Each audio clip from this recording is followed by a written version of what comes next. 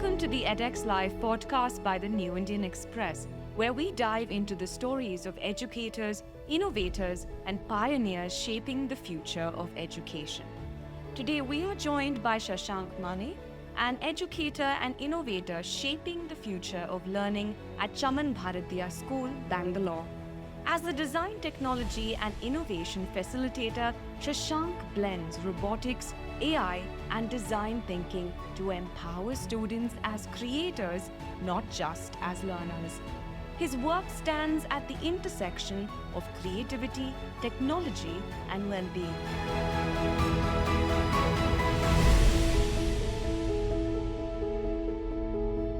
Welcome, Shashank. It's an absolute pleasure to have you here. Let's jump right in, shall we? So my first question is, can you describe a little bit about your early learning days? How was school like for you? And what part of those methods do you continue to use? And what do you think needs adaptation over time? So my early education was traditional, more of textbook learning. So what really struck me is some rare moments where I started exploring and asking questions which went out of the script. So these experiences taught me how crucial curiosity is. So over time, I realized that passive learning doesn't prepare students for real challenges at all. So that's why my teaching today focuses on critical thinking and more of project-based learning. So I have adapted over the years with design thinking and tech integration into the classrooms. So mainly what I feel is if you have the curiosity and if you give the students the structure and freedom, you can see them flourish. But when we used to study, it used to only be copy and paste from the textbook, which doesn't work out today. Absolutely. So now, with your experience in IBDP, MYP, and innovation, first, could you please explain what that is before we go into the second part of the question? So IBDP or MYP is mainly about learning through inquiry and reflection, researching about the problem. So you are my customer. What problem are you facing? You are sitting on a chair. The chair is not ergonomically designed. You can't sit on a chair for a long time. You get stress, you get back pain. So as MYP students, they consider that as a problem. And when they start solving your problem, they go on with something called as the design process. First they ideate, then they empathize, then they come up with creating prototypes. Then they do something called as iteration. Iteration is nothing but redesigning the product. What good can be modified, what else can be modified. It's not that once you create a product, it's done. You have to keep iterating it to such an extent that every day you can modify the product. So that is why in MYP or IBDP, we don't say any product is perfect. Even the perfect product can be modified, can be improved.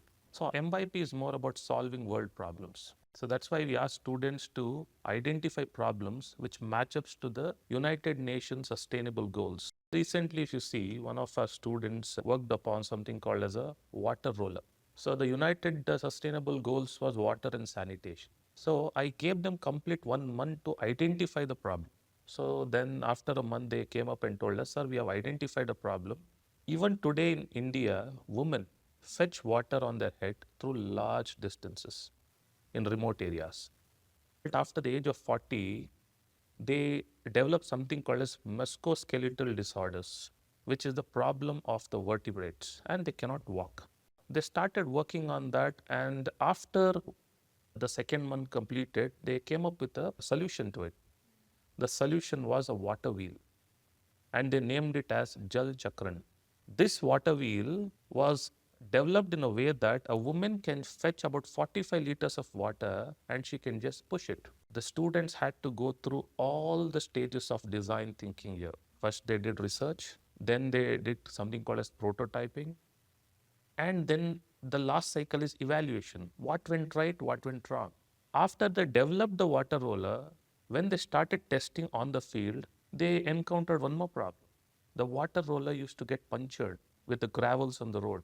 Through the iteration process, what they did was they enveloped the complete drum with tires. And then the project became a huge success.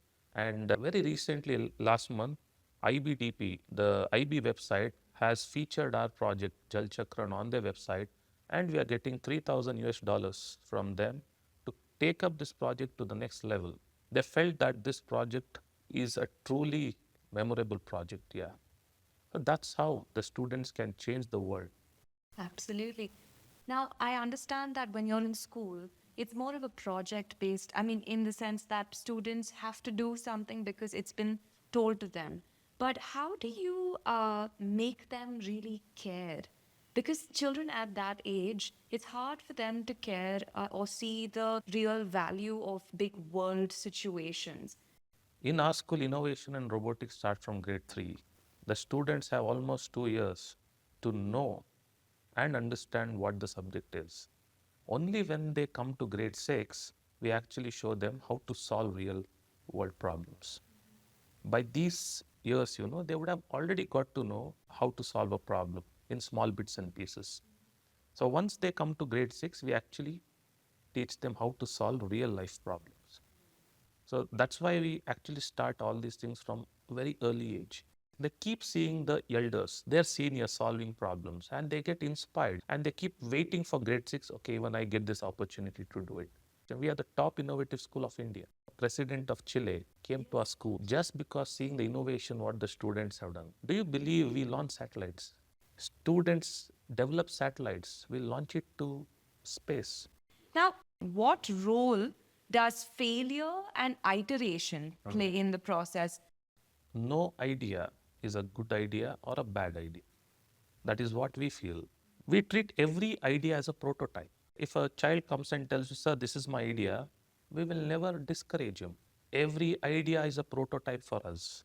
We don't want perfection, but we empathize more on iteration. So let us say he's prototyping. So as he's prototyping something, he can start reflecting parallelly. And that reflection, when it comes to us, we keep giving feedback. Based on that feedback, they can modify. Failure isn't just accepted, it's expected and celebrated. So, the freedom to make your own mistake and the freedom to treat every mistake as an opportunity to be better. So, now talking about design learning spaces. Now, I've seen pictures of the school. It's stunning. It truly, it reminds me of some of the music schools that I have been to. You know, it's not the brick buildings. It's more vibrant. What goes through your mind when you are trying to make a space interactive and inviting with details that enhance the learning experience? So basically at Chaman Bhartiya school, if you see the school, we have open classroom. The classrooms do not have walls. The reason is very simple. We have to teach our students to be expressive, not to be inside the four walls. So that was the basic concept. So if you're talking about the design of the school, we actually feel about flow, flexibility, and feel while designing.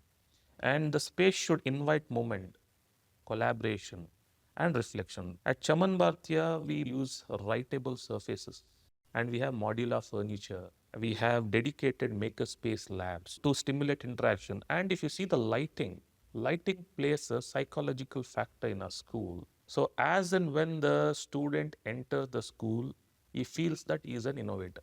See, now we have smart boards, which most of the many places we have this places where you can write on the screen or write on the walls. We have certain places where they can go and write on the walls. So that's what I was talking about. And different places, have different type of, lightings. And we have given more preference for natural lighting too. And if you would see the innovation lab, it's world class. If you enter inside, you feel like innovating something.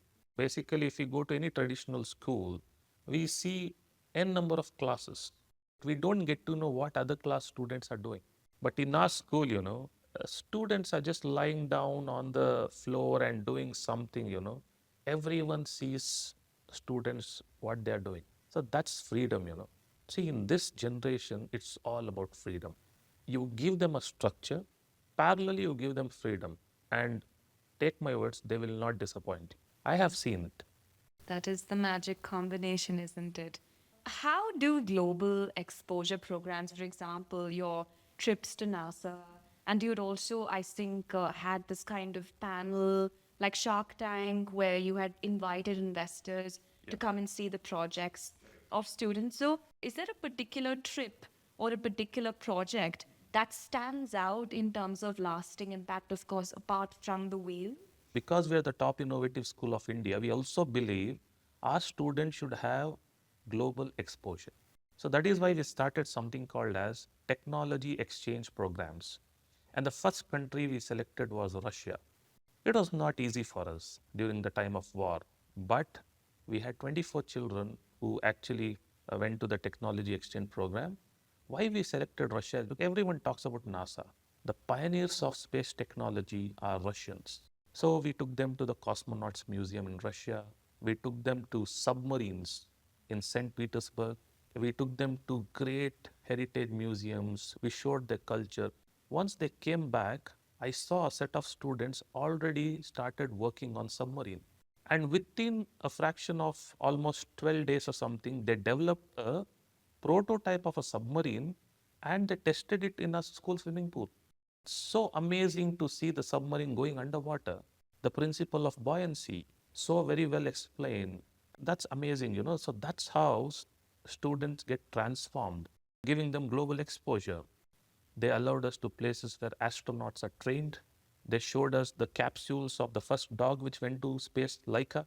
They showed us the Yuri Gagarin capsule, actual capsules. The students were, amazed to see it. The next whole month, I saw them only talking about their experience. And this year, we are planning to go to Europe. Already, we have 64 students.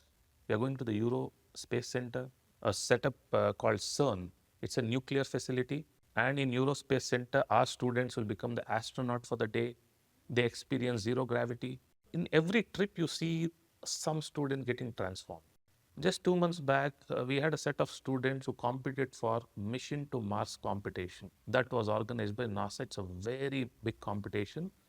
Almost 100 participants throughout the world. Our students, 4 students, competed from our school.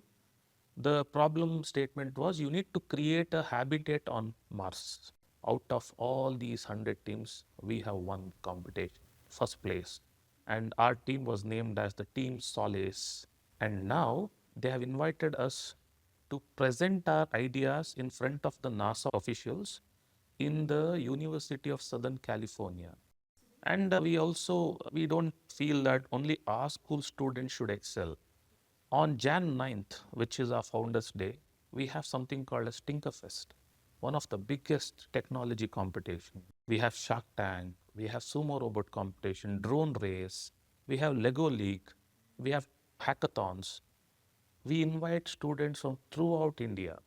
They come in and participate here. And for Shark Tank, we call upon many business people who can come and invest on projects. I take this opportunity to invite all the schools throughout India to take part in Tinkerfest, which is on Jan 9, 2026. Absolutely. Now, in a highly competitive environment, how proactive do you think schools should be in addressing the emotional and social well being of students? Are there strategies you've seen work particularly well, in stabilizing emotional and mental well being in kids? So, academic excellence is meaningless without emotional health, is what I feel.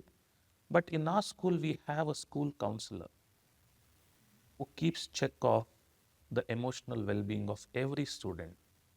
And she's so much open that any student has any problem, they can reach out to her anytime without any appointments.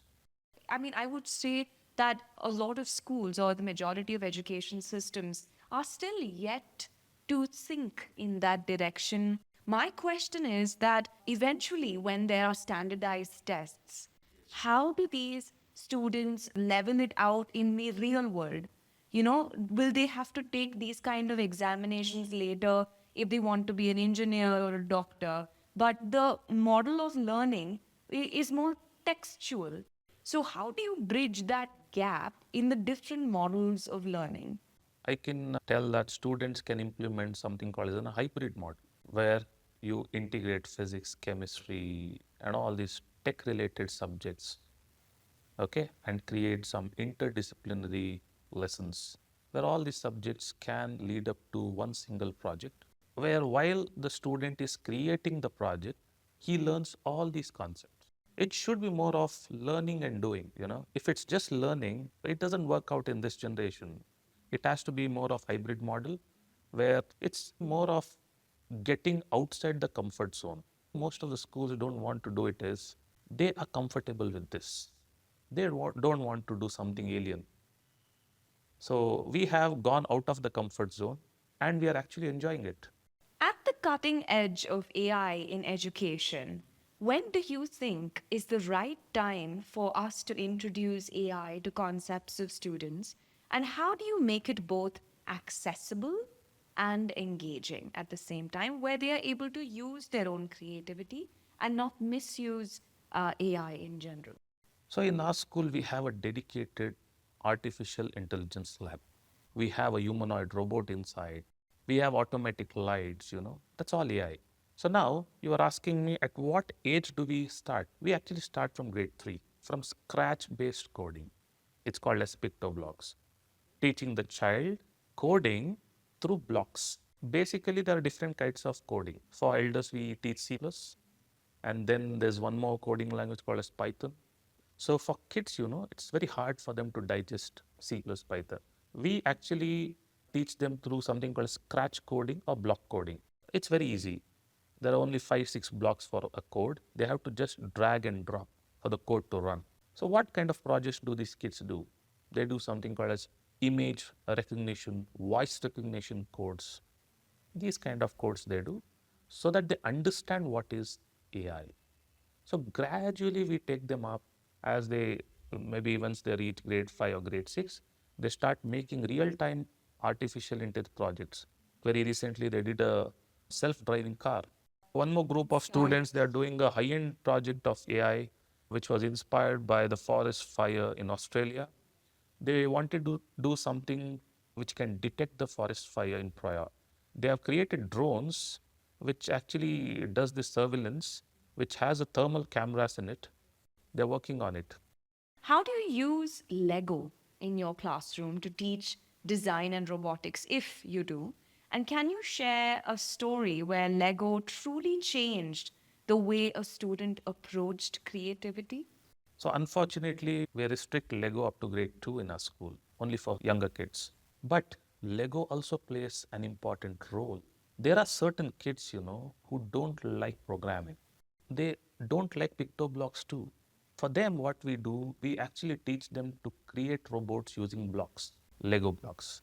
I observed it in one of the student. He was not at all interested in block-based coding. Once we introduced this Lego bricks to him, when he started making robots out of bricks, you know, and when the arms moved, the legs moved of the robot, he started analyzing how the code also would work. And now the same student wants to learn coding. So Lego has actually initiated the student to learn coding. Okay. If you could reimagine a future of education in India based on your experience, what would it look like? And what principle would you want every school to adopt to make a real difference? If a student is curious and if a student comes to a physics teacher or a chemistry teacher, and if he tells his ma'am, I want to work on this, I'm curious about it, 70 to 80% of them will not motivate the child because they would not have the setup, nor would they have the knowledge. It's very important for us to motivate the child. If you don't motivate, you know, the student will go back to not being curious. And moreover, the principle what I would follow is learning by doing. So that's how going forward we have to adapt to education, right? Beyond the education and beyond being prepped for a world of AI, and what do you think are certain value systems, or how is the school essentially trying to build certain values in the students and besides curiosity? We have something called as CAS, creative action service. You need to create something, you need to act for this, and you need to serve the society. You create something, Very recently, we created a blind stick. We took some of our kids to a blind school. We got to know that the sticks what these people are using is of no use and they still fall in gutter. The kids came back and they converted the complete blind stick to smart blind stick using ultrasonic sensors. When we went and gave them a sample, they were so happy seeing the advancement, So that's service. Don't be selfish in building products for yourself, but for the society, the world. Thank you so much. Thank you so much. That's all for today on the EdexLive Podcast by the New Indian Express. For more inspiring stories, feel free to log on to our page edexlive.com/podcasts. We'll catch you right here next Wednesday with a brand new story.